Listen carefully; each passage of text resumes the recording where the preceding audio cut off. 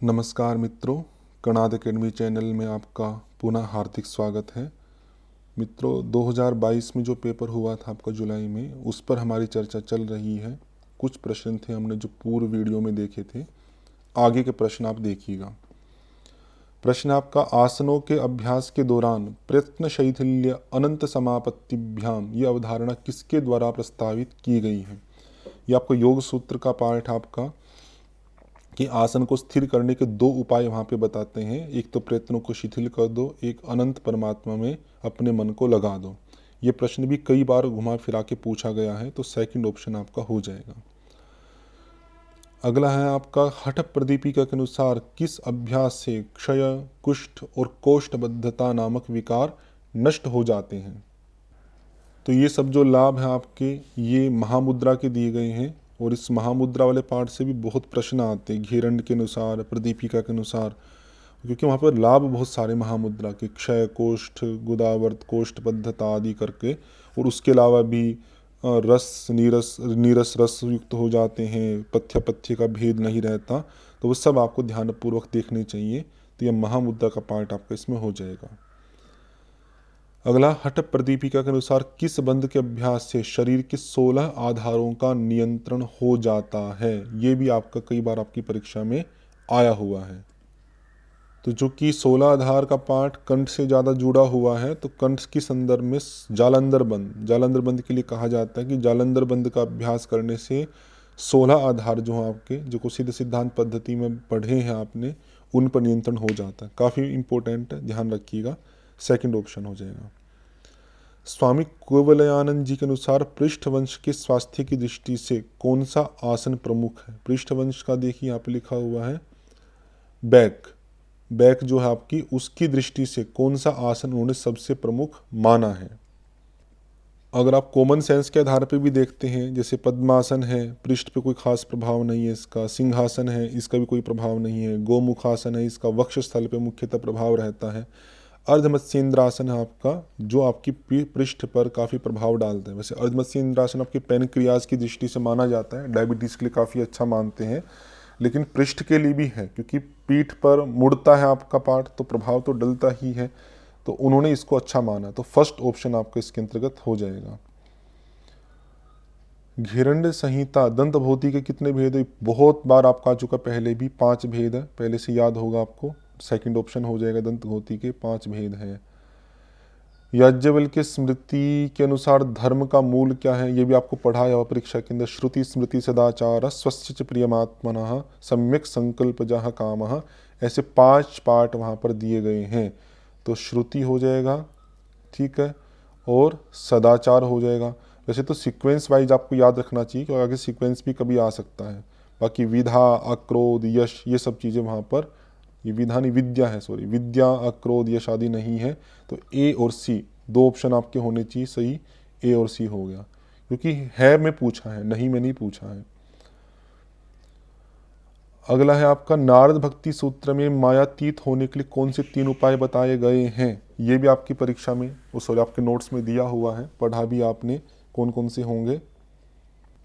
तो अगर थोड़ा भी पढ़ा हुआ है तो उपाय बहुत सारे बताए गए हैं, लेकिन एक कॉमन सेंस बन सकती है। सदा खुश रहना, ये हमारे सामान्य भाषा में बोलते सदा खुश रहो, लेकिन वो मायातीत मतलब माया रूपी जो अविद्या है उससे वो पार करने के लिए नहीं है। ये प्राण साधना आदि का पार्ट है। प्राण का भी नाथ भक्ति सूत्र में कोई उल्लेख नहीं है। प्राण साधना का उल्लेख उपनिषदों में आता है, या हठ योग के जो ग्रंथ है वहाँ पर आता है। तो कर्म फल का त्याग, ये पार्ट वहाँ पे है आपका। अहंकार युक्त मतलब निर्ममत्व वहाँ पे वर्ड आता है, तो ममत्व हो जाना, निर्मम हो जाना, और निर्द्वंद्व हो जाना, सभी प्रकार के जो द्वंद्व है, सर्दी गर्मी इत्यादि, उनसे रहित हो जाना, ये 3 है आपके। उस दृष्टि से आपका फर्स्ट ऑप्शन बनेगा ACD। बाकी जो और उपाय हैं उनको भी आपको देख लेना चाहिए, हो सकता है आगे के प्रश्नों में आपके दे दें उनको। अगला योग सूत्र का है, विक्षेप सह भुव 5 होते हैं। दुख दौर मनस्य अंग में जयत्व श्वास और प्रश्वास। तो दौर मनस्य भी आपका आ गया, अंग में जयत्व आ गया आपका, प्रश्वास आ गया। बाकी उपविक्षेप नहीं है, मतलब विक्षेप सुह भुव नहीं है, विक्षेप है, व्याधि स्थान संशय इत्यादि करके। तो प्रश्न पे ध्यान देना है, विक्षेप सह भुव पूछे तो 5 है, तो BDE अर्थात थर्ड ऑप्शन आपका बन जाएगा। अगला देखिएगा आपका भगवत गीता में योगी श्रेष्ठ कहा गया है।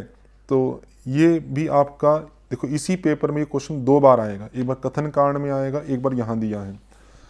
तो वो तपस्वियों से श्रेष्ठ है, कर्म भी उनसे कर्म से श्रेष्ठ है और ज्ञानियों से श्रेष्ठ है। 3 से उसको श्रेष्ठ कहा है। तो ए, सी और ई, ए सी ई, अतः सेकंड ऑप्शन आपका सही हो जाएगा। ये आगे भी आएगा आपका, ये फैक्ट है, सीधा याद हो पता रहेगा। नहीं तो आप थोड़ा अंदाजा भी लगा सकते हैं कि गीता की दृष्टि से स्पर्धा करने वाला ये वर्ड ही यूज नहीं होता है, आचार्य भी नहीं है वहाँ पे।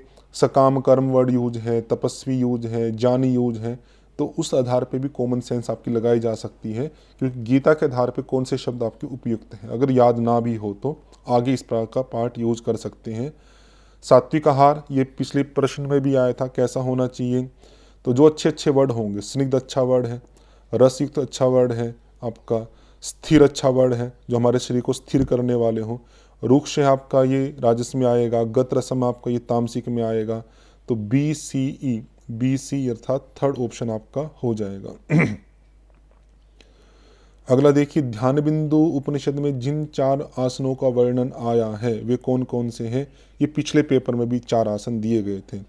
सिंहासन, भद्रासन, सिद्धासन, पद्मासन, पिछला ही पेपर जो हमने पढ़ा उसमें थे आपके। तो डी और ई ये ऑप्शन हो जाएगा आपका, सेकंड ऑप्शन आपका हो जाएगा। अगला है योग चूड़ामणि उपनिषद में वर्णित है, ये भी पिछले पेपर में आया था। योग चूड़ामणि में आसन के 6 अंग हैं, आसन, प्राणायाम, प्रत्याहार, ध्यान, समाधि, सेम का सेम हो गया। वहाँ पर और भी चीज़ें पूछी, क्या सिद्धासन कमलासन थे, तो वो भी थे आपके। सिद्धासन भी है वहाँ पे, कमलासन भी है वहाँ पे। 6 चक्र 16 आधार है उनका भी उल्लेख है। और वहाँ पे 3 लक्ष्य है और 5 प्रकार के जो व्योम और आकाश है उनका भी उल्लेख है। तो इन सब का उल्लेख है वहाँ पे, मतलब बहुत बड़ा विषय है आपका। मिताहार का पार्ट वहाँ पर नहीं दिया गया है। तो आपका ए बी सी डी ये 4th ऑप्शन आपका यहाँ पर सही बनेगा।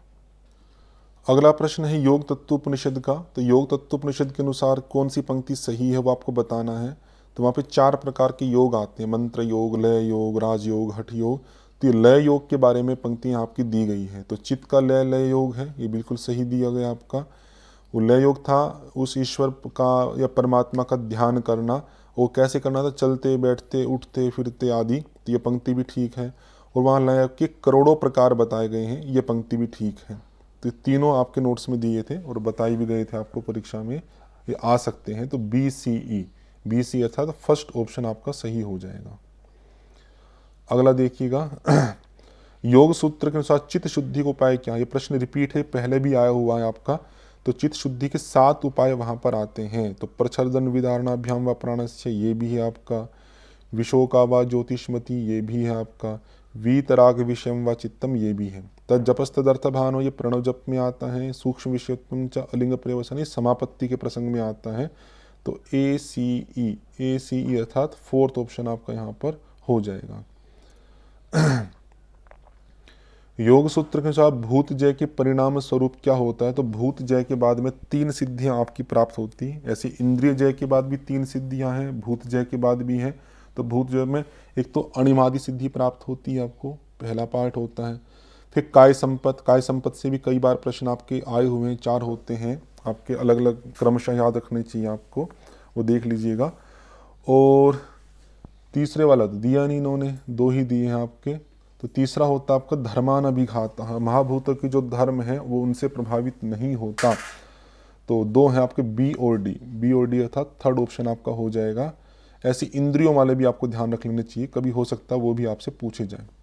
हठ प्रदीपिका के अनुसार नाद की अवस्थाएं बताएं, ये भी आपको पता ही है। आरंभावस्था होती है, घटावस्था होती है, परिचयावस्था होती है। 4 अवस्थाएं होती हैं, आरंभ, घट, परिचय और निष्पत्ति। तो इन्होंने 3 दी है, ये भी आपका पूछा जा चुका है पहले। तो ए बी डी था, तो फर्स्ट ऑप्शन आपका यहाँ पर हो जाएगा। अगला है आपका हठ प्रदीपिका के अनुसार शक्ति के पर्यायवाची कौन कौन से हैं। अब देखें, शक्ति मतलब होगी कुंडलिनी, कुंडलिनी को भुजंगी कहा जाता है, तो भुजंगी भी हो गया। उसको ईश्वरी भी कहा है आपका, अरुंधति भी कहा है। तो इसमें कन्फ्यूजन क्या था, भुजंग कन्फ्यूजन कर सकता था, तो भुजंग नहीं कहा वहाँ पर, क्योंकि शक्ति स्त्रीलिंग शब्द है तो वहाँ पर भुजंगी ही कहा है। ये कन्फ्यूज करने के लिए भुजंग डाल दिया है। इड़ा नाड़ी अलग चीज़ होती है, तो आप एलिमिनेशन से भी कर सकते हो। जैसे इड़ा देखो, ई वाला नहीं होना चाहिए, तो आपके देखो 2 ऑप्शन हट गए, थर्ड हट गया, फोर्थ हट गया, बच्चा आपका फर्स्ट और सेकंड। सी और डी तो कॉमन है, ए और बी में देखना है, और ए और बी में स्पष्ट आपको पता है कि भुजंगी ठीक हो सकता है, क्योंकि शक्ति आपका स्त्रीलिंग वाला शब्द है। तो उतना अगर मैच कर देते तो आपका ऑप्शन ठीक हो जाता, अन्य का नहीं भी पता होता तो ए सी डी सेकेंड ऑप्शन आपका सही बनेगा। एलिमिनेशन आप अवश्य यूज कीजिए, बहुत हेल्प करेगा आपको। वशिष्ठ संहिता के अनुसार नाड़ी शुद्धि के चिन्ह हैं, मतलब नाड़ी जिसकी शुद्ध होगी तो क्या क्या सिम्टम्स उसको दिखाई देंगे वो आपको बताना है। तो वशिष्ठ संहिता में नाड़ी शुद्धि के 4 लक्षण दिए गए हैं, लघुता, कांति, जठराग्नि प्रदीप्ति और नाद की अभिव्यक्ति। तो यहाँ पे 3 दिए गए हैं आपके, जठराग्नि वृद्धि दिया गया है, लघुता वाला दिया गया है और नाद की अभिव्यक्ति वाला। बाकी जो पार्ट है वो वशिष्ठ संहिता के अंतर्गत नहीं दिए हैं, तो आपका ये ए सी ई वाला ऑप्शन बन जाएगा, अर्थात थर्ड ऑप्शन होगा आपका ए सी ई। अगला प्रश्न है आपका सामान्य स्वास्थ्य वैयक्तिक व्यवहार से साम्य न रखने वाली विशेषताएं क्या हैं? The characters are not resembling normal healthy individuals behaviour, कि नॉर्मल जो आपका स्वस्थ इंडिविजुअल बिहेवियर उसके साथ कौन कौन सा पार्ट है जो आपका समानता नहीं रखता है। तो इसमें क्वेश्चन का ही शब्द आप देखिए, बिल्कुल सामान्य, आपको स्वास्थ्य वैयक्तिक मतलब सामान्य व्यवहार चाहिए, अच्छे वाला, क्योंकि देखो इंग्लिश वर्ड भी आप देखें हेल्दी इंडिविजुअल बिहेवियर, तो हेल्दी मतलब बढ़िया वाला जो वैयक्तिक व्यवहार है वो कैसा होना चाहिए। तो इसमें जो अच्छे वर्ड हैं उनको रखना है, जो कि न रखने वाली बताने तो खराब जो वर्ड है, जैसे कुसमायोजन ये आपका खराब वर्ड है, ऊट पटांग व्यवहार ये खराब वर्ड है। बाकी वर्ड देखिए सूझपूर्ण व्यवहार, वास्तविकता का ज्ञान, विवेकी व्यवहार ये अच्छा है। तो इन्होंने न रखने वाली विशेषताएं पूछा है, तो आपका बी और डी ऑप्शन इसमें हो जाएगा। पहले से नहीं भी जानो तब भी आप इसको आराम से बता सकते थे, फोर्थ ऑप्शन। अगला देखिएगा, ये है मनोगत्यात्मक चिकित्सा के जो साइकोडायनामिक थेरेपी आपकी फ्रायड की, उसके कौन कौन से पार्ट हैं आपकी। तो फ्रायड का ही पार्ट है तो आप इसको आराम से बता सकते हैं, चूँकि ये साइकोलॉजी का पार्ट है और इसको मैंने आपको बताया ही था। आपका ये फ्रायड का जो पार्ट है, तो इसमें एक तो फ्रायड की साइको एनालिटिक थेरेपी आपकी आ जाती है, ये पढ़ा हुआ आपका, और ईगो एनालिसिस आपका आता है। ईगो एनालिसिस में एरिक्सन का भी पार्ट आपने देखा था, वो इसके साथ जुड़ा हुआ था। तो ये मोस्ट इंपॉर्टेंट पार्ट है, पढ़ाते वक्त भी मैंने आपको बताया था, इसकी जो थ्योरी आपको अच्छे से ध्यान रखनी चाहिए।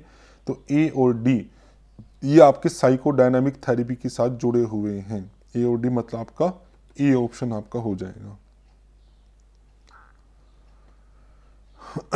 योग nidra relieves pain by releasing 2 brain hormones known as. Yoga nidra है उससे पेन आपका रिलीव हो जाता है, तो कौन कौन से 2 ब्रेन हार्मोन्स हैं जिनके माध्यम से होता है आपका ये फैक्ट है, आपको याद होगा तो बता पाएंगे। तो इसमें 2 आपके पार्ट होते हैं, एंडोर्फिन और एनसेफ्लिन्स, ये एनकैफ्लिन्स भी बोलते हैं इसको। ये दोनों आपके पेन रिलीवर के रूप में काम करते हैं। एंडोर्फिन भी तब जब आपको पेन होता है रिलीज होता है, जिससे पेन कम करता है, और एनसेफ्लिन जो है तो पेन के जो आपके सिग्नल्स हैं जो माइंड तक पहुंचने चाहिए उन सिग्नल्स को ये इनहिबिट करता है, रोकता है। तो ये 2 पार्ट हैं। तो कई बार अजीब क्वेश्चन आ जाते हैं, इतना सब याद रखना कठिन होता है, लेकिन फिर भी आप इसको आगे के लिए ध्यान रख सकते हैं। तो ये 2 होने में होंगे, एंडोर्फिन, एनसेफ्लिन, और जो बाकी है वे नहीं होने में होंगे। तो इन 5 वर्ड को याद रख सकते हैं, कहीं ना कहीं आपको हेल्प ही करेंगे। तो सी और ई के हिसाब से आपका थर्ड ऑप्शन हो जाएगा। आगे देखिएगा, आपका ईशावास्य उपनिषद से संबंधित है। आपका ईशावास्य उपनिषद में विद्यया अमृतम अश्नुते, एक तो ये आता आपका हिरण्मयेन पात्रेण सत्यस्यापि हितम मुखम तत्वं पूषण अपावृणु सत्य धर्माय दिष्टये, ये आता है। तो सी और ई, सी और ई मतलब आपको फोर्थ ऑप्शन आ जाएगा। बाकी जो पंक्तियां जैसे सत्यम ज्ञानम अनंतम ब्रह्म, ये तैत्रोपनिषद की शिक्षावल्ली में आती है। अंगुष्ठ मात्र पुरुषों अध्यात्म तिष्ठति, कठोपनिषद में आता है। ये आपका कहीं अलग से दिया गया है, मनः प्रशमनो उपाय योग, ये उपनिषद की दृष्टि से मेरे ध्यान नहीं आ रहा है। तो पंक्तियां भी आ रही है, देखो ध्यान रखिए पंक्तियों के बारे में भी। योगाभ्यास के प्रारंभ में किन किन चीज़ों से हमें बचना चाहिए, ये खाने पीने के संदर्भ में पूछा गया है आपका। तो ये घेरण संहिता के अनुसार वहाँ पे पथ्य पथ्य बहुत सारे दिए गए हैं, वो आपको याद रखने चाहिए, क्योंकि घेरण संहिता, हठ प्रदीपिका, गीता, इनसे पथ्य पथ्य के काफ़ी प्रश्न आपके आते हैं। तो इसमें अगर देखें तो किससे बचना चाहिए, तो अपथ्य आपके पूछे गए हैं आपके। तो कपित्थ है, बिल्व है, पांडु है, कदम्ब है, पलाश है, जंबी है, शालमली है, इन सबको वहाँ पर बचने के लिए कहा है। और आप देखिए शब्द भी जो हैं आपके संस्कृत वाले ही डाले हैं, तो आपको संस्कृत वाले ही ध्यान रखना चाहिए। तो सी और डी मतलब आपका फोर्थ ऑप्शन यहाँ पे हो जाएगा। अगला प्रश्न है आपका जो ये योगा पोस्चर से संबंधित है। तो योगा पोस्चर में आपके दो प्रकार के रिफ्लेक्स होते हैं, एक स्टैटिक होते हैं आपके, एक काइनेटिक होते हैं। स्टैटिक जो रिफ्लेक्स होते हैं, जब हम रेस्ट की स्थिति में होते हैं, तो रेस्ट की स्थिति में हमारी बॉडी को स्टेबलाइज करने के लिए कई सारे मसल्स या रिफ्लेक्सेस हमारे शरीर में काम करते हैं, उनको स्टैटिक रिफ्लेक्स कहा जाता है। रिफ्लेक्स वर्ड को भी आप थोड़ा समझ के रखें। रिफ्लेक्स आपके शरीर की एक प्रतिक्रिया है, लेकिन एक ऐसी प्रतिक्रिया जिसको ऐच्छिक रूप से नहीं किया जाता है, अपने आप ही हो जाती है। जैसे कोई एकदम से आवाज़ आई और आपकी गर्दन मुड़ गई, ये एक रिफ्लेक्स था आपकी माइंड का। नीचे कोई एक गड्ढा आया, तुरंत आप एकदम से अवेयर हो गए। तो इस तरह की बहुत सारी चीज़ें होती हैं जिसमें ऑटोमेटिकली हमारा शरीर एक प्रतिक्रिया करता है, उनको रिफ्लेक्स कहा जाता है। तो स्टैटिक वाले में हो गया आपका रेस्टिंग की स्थिति में हमारे शरीर की पोजीशन को, बॉडी को मेंटेन करना। एक काइनेटिक वाला पार्ट है आपका जो आपकी मूवमेंट के आधार पे होता है। लेकिन स्टैटो काइनेटिक एक पार्ट आपका जो यूज़ किया जाता है जब हम कोई आसन के संदर्भ में देखें, हम कोई बैलेंसिंग कर रहे हैं, उसमें स्मूथनेस बना के रखना है, उस स्मूथनेस के साथ में पोस्चर को भी मेंटेन करना है, मूवमेंट को भी आपको गतिशील बना के रखना है। तो उन संदर्भ में स्टैटोकाइनेटिक्स जो रिफ्लेक्सेस होते हैं वो आपके लिए इम्पोर्टेंट होते हैं। तो अब पंक्तियाँ देखिए पहली, in yoga posture static reflexes are engaged in maintaining the position of the body and its parts in resting condition. तो रेस्टिंग कंडीशन में बॉडी के पार्ट्स को मेंटेन करना बिल्कुल सही पार्ट है, ए ठीक है। ए ठीक है तो आप देखिए एक हट गया आपका बी डी ई। और दोबारा देखिएगा जो जो आपको सही से पता लग सकता है, एक आपका एगोनिस्ट और एक एंटोगोनिस्ट आपकी मसल्स कॉन्ट्रैक्शन होता है। तो एगोनिस्ट क्या होता है, कुछ क्रियाएं ऐसी होती हैं जहाँ पर किसी एक मसल्स को कॉन्ट्रैक्ट करते हैं तो दूसरी अदर मसल्स जो रिलैक्स होती हैं। तो जो मसल्स कॉन्ट्रैक्ट हो रही है उसको एगोनिस्ट मसल कहा जाता है, और जो उसकी अदर मसल्स जो रिलैक्स हो रही है उसको एंटागोनिस्ट मसल कहा जाता है। क्योंकि योगा जो पोस्चर में जो स्टैटिक रिफ्लेक्सेस हैं, क्योंकि स्टैटिक रिफ्लेक्सेस हम पढ़ चुके हैं रेस्टिंग कंडीशन में ही काम करते हैं, वो मसल्स कॉन्ट्रैक्शन में काम नहीं करते। और इन्होंने कहा कि वे एंगेज्ड किस में होते हैं, कॉन्ट्रैक्शन ऑफ एगोनिस्ट या एंटोगोनिस्ट या अदर मसल्स कोऑर्डिनेशन, तो उनमें नहीं काम करते। रेस्टिंग के समय पर बॉडी की पोजीशन को मेंटेन करने में काम करते। तो सी गलत है, सी गलत है। तो आपका एक ये हट गया, दो हट गया, आपके बच गया आपका फर्स्ट और सेकंड, ए डी ई और ए बी डी ई। तो ए डी ई तो दोनों में कॉमन है, बी बी को आपको फोकस करना है। तो in yoga posture statokinetics reflex are responsible for dynamic posture. तो स्टैटोकाइनेटिक्स के संदर्भ में दो पंक्ति आपकी दी गई है, एक ई वाली भी है कि in yoga practices statokinetic reflexes are important to maintain a smooth balance and progressive movement. अब आप जब ई ठीक है तो बी आपकी ठीक नहीं हो सकती, क्योंकि यहाँ पे स्टैटोकाइनेटिक्स को क्या माना है, इंपॉर्टेंट किस में है कि जो प्रोग्रेसिव मूवमेंट है, बैलेंस्ड मूवमेंट है या स्मूथ जो मूवमेंट है, उन सब के लिए आपके अच्छे माने जाते हैं, मतलब इम्पोर्टेंट माने जाते हैं। डायनेमिक जो पोस्चर है, डायनेमिक पोस्चर होते हैं आपके चलना फिरना दौड़ना आदि, जिसमें कोई ना कोई गति मूवमेंट आपकी हो रही है। तो उस मूवमेंट के समय पे मसल्स को बॉडी के रूप में स्टेबलाइज करने का पार्ट है कि कुछ मसल्स ऐसी काम करती हैं आपकी रिफ्लेक्स के रूप में जिससे बॉडी आपकी स्टेबल रहती है, भागते दौड़ते चलते में गिरती नहीं है, उसको आपका डायनेमिक पोस्चर के रूप में कहा जाता है। लेकिन स्टैटोकाइनेटिक रिफ्लेक्स का जो इम्पोर्टेंट पार्ट है आपका, वो स्मूथन करना, बैलेंसिंग करना या प्रोग्रेसिव मूवमेंट, इसी की दृष्टि से स्वीकार किया जाता है। सामान्य अगर आप देखेंगे, गूगल आदि करेंगे तो वहाँ पर आपको डायनेमिक पोस्चर के लिए स्टैटोकाइनेटिक्स बताते हैं, लेकिन यौगिक क्रियाओं के संदर्भ में इसको स्मूथनेस या बैलेंसिंग के लिए ही स्वीकार किया जाता है। तो उस दृष्टि से आपका फर्स्ट ऑप्शन बनेगा ए डी ई। ये सारी पंक्ति आप अच्छे से देख लीजिएगा, मैंने आपको बता दी है। जैसे डी में भी देखिए, in yoga practices righting reflexes constantly correcting any deviation from normal और द बेसिक पोस्चर। तो जो भी हम अपने रिफ्लेक्स को राइट कर रहे हैं, ठीक कर रहे हैं, तो वो क्या है, वो हमारा जो भी नॉर्मल या बेसिक पोस्चर से जो डिविएशन है, भटकाव है, उस भटकाव वो ठीक करता है, हमारा रिफ्लेक्स ठीक हो जाए, हम गलत दिशा में ना जाए, यही आपका रिफ्लेक्स को राइट करना। ये पंक्ति भी आपकी ठीक है, बिल्कुल सही कहा जा रहा है। तो इसको दोबारा से आप अच्छे से देख लीजिएगा, फर्स्ट ऑप्शन आपका बनेगा इसके अंदर। अगला है कि प्रोलैप्स कंडीशन के लिए सर्वाधिक उपयुक्त मुद्राएं और बंध कौन से हैं। तो यदि हम प्रोलैप्स को देखें, प्रोलैप्स जो होता है कि बॉडी के किसी पार्ट का बल्ज हो जाना या अपने स्थान से खिसक जाना। एक तो प्रोलैप्स इंट्रावर्टिबल डिस्क होता है जिसको हम स्लिप डिस्क बोलते हैं, तो मुझे लगता है ये प्रोलैप्स का संबंध उससे नहीं है। यहाँ पे प्रोलैप्स आपका पेल्विक एरिया जो होता है आपका हिप्स के पास में, उससे संबंधित है आपका। तो उस स्थान की दृष्टि से आप देखें तो आपकी कौन कौन सी क्रियाएं हैं आपकी, जैसे अश्विनी मुद्रा है वो भी वहीं से संबंधित है, वज्रोली मुद्रा है आपकी वो भी वहीं से संबंधित है, नीचे का जो पार्ट है आपका लोअर मूल बंध भी वहीं से संबंधित है, और उड्डयन बंध भी कुछ हद तक उसको ऊपर की ओर खींचता है। तो ये जो कुछ मुद्राएं और बंध हैं ये आपके बॉडी के लोअर पार्ट पे प्रभाव डालते हैं, जिससे जो आपका खिंचाव हुआ है या जो बॉडी का पार्ट है वो आपका खिसक गया है, उनको स्टेबलाइज करने में ये सहयोग कर सकते हैं।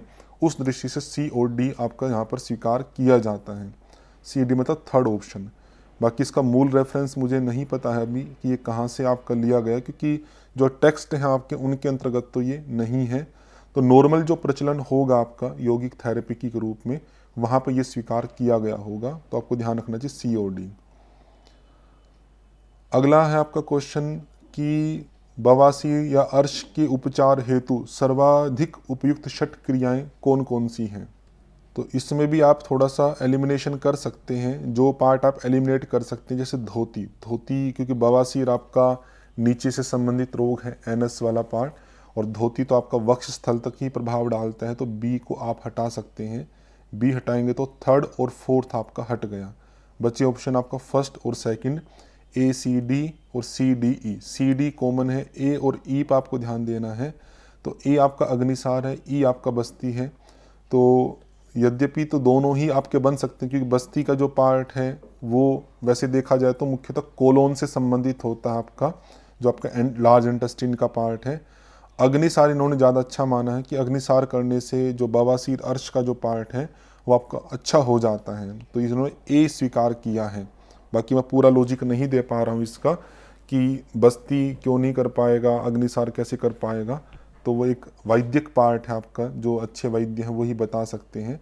तो मैं यहाँ पर ए वाला पार्ट में स्वीकार करते हुए, तो ए सी डी ये तीनों हो जाएंगे, शंख प्रक्षालन, लघु शंख प्रक्षालन और आपका अग्निसार, ये फर्स्ट ऑप्शन आपका हो जाएगा ए सी डी। बाकी कुछ हेतु मुझे अगर पता लगता है या कुछ माइंड करता है तो मैं आपको आगे बताने का प्रयास करूँगा कभी किसी उसमें, कि ये कैसे प्रभाव डालते हैं, अग्निसार क्यों ज़्यादा प्रभाव डालता है, बस्ती क्यों नहीं डालता है। बाकी कॉमन है आपका, शंख प्रक्षालन है, लघु शंख प्रक्षालन है, ये प्रभाव डालेगा आपका, धोती का प्रभाव है ही नहीं, ये स्पष्ट है।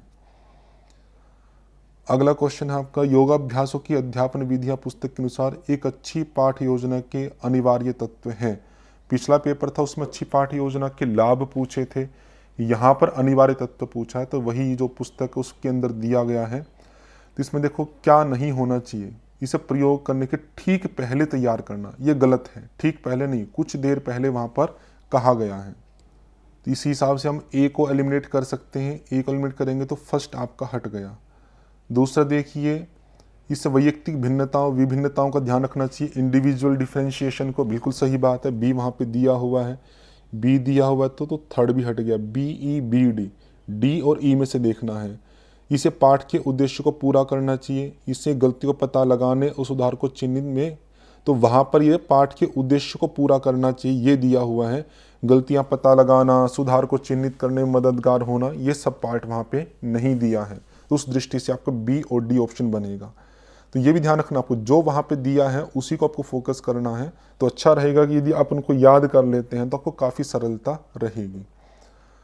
अगला देखिएगा आपका, वही योगाभ्यासों की अध्यापन विधियाँ, अच्छा वही पार्ट है क्या, ये